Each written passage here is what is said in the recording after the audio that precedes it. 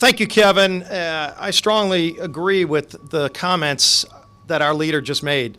When you look at where we are right now as a country, there are thousands of small businesses that will spend this weekend trying to figure out whether or not they're going to be able to remain open, whether the dreams are going to be crushed, whether the millions of families who rely on those jobs will be able to sustain themselves through Christmas.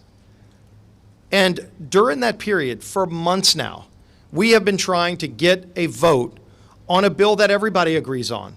The Shabbat bill that Jamie Herrera Butler has the discharge petition on is very straightforward. There are a lot of areas where we're still in disagreement, but one area where we all came together and passed the CARES Act was that we need to help those small businesses who are struggling and those families who are wondering whether or not they're going to have a job to go back to on Monday. We should not be leaving today without passing that Shabbat bill. If it was put on the suspension calendar, it would get, I'd suggest we would get over 400 votes on that bill. There's wide bipartisan support. And yet, as we see, Speaker Pelosi continues to play games. She admitted the other day, as our leader pointed out, that one of the reasons she won't bring up bills like this is because she's waiting for a new president. These small businesses don't have the time to wait on a new president or some political game by the speaker before they make a decision on whether or not they will close for good. We've already lost over 100,000.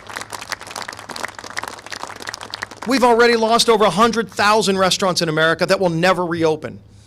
A third of every single small business in the entire state of New York is gone for good. This is a real issue that we don't have time to wait on. There's a long list of areas where we are in disagreement. Every time the president or Secretary Mnuchin or Mitch McConnell put out another plan on the table, all Speaker Pelosi does is says no. She doesn't come up with an alternative. They continue to play partisan games and people's lives are at stake. This game has to end. This game of chicken where hostages are being taken. And the hostages are America's small businesses. The hostages are millions of families who just want to be able to go back to work. The safety protocols are out there.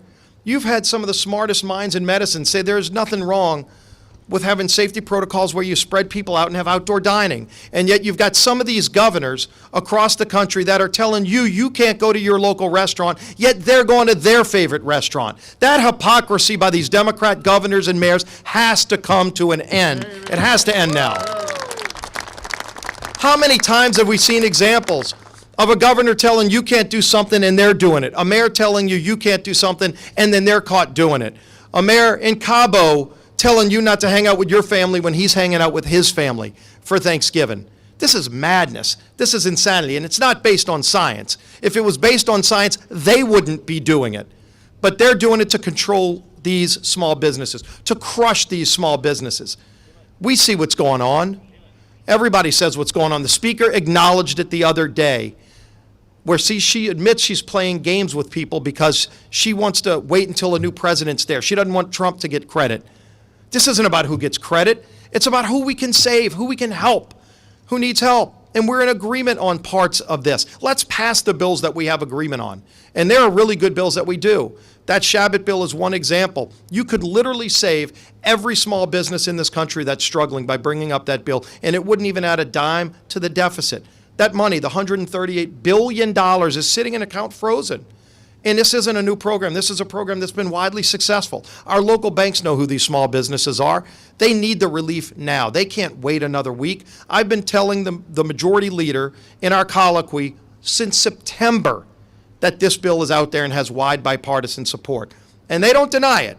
They just point to all the areas where we disagree while they're holding these small businesses hostage. The game has to end. They need to bring this bill to the floor. And we're calling on Speaker Pelosi to bring this bill to the floor to save all these small businesses who are dying on the vine and need this relief. They need the relief today, not next week, not next month, not whenever Pelosi decides to stop playing games. So that's what we're calling on the Speaker to do. Bring up the Shabbat bill. Let's give the relief to these small businesses who need it now. Let's save those millions of jobs so that they can have their Christmas like we want everybody else to be able to celebrate this Christmas season. And with that, I'm going to bring up our conference chair, Liz Cheney.